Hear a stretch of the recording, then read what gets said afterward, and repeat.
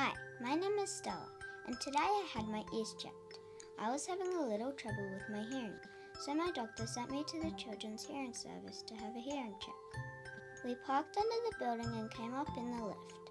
We had to check in at reception on level 1, and then went up and waited near the giraffes on level 2.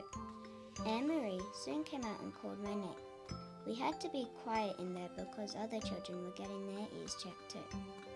Mum talked to Anne-Marie about my hearing while I played. Anne-Marie looked at my ears with her special torch. Then she put a little plug in my ear to check for fluid behind my eardrums. That might make it a little hard for me to hear. Then Anne-Marie played some little sounds into my ear, and my ears drew a different picture with ticks to show what my cochlears could hear. Then Anne-Marie showed me how to play a listening game. When I heard the sounds, I had to put a peg in a hole. Then I put some headphones on so I could hear the really soft sounds. There were lots of different ways to check my hearing.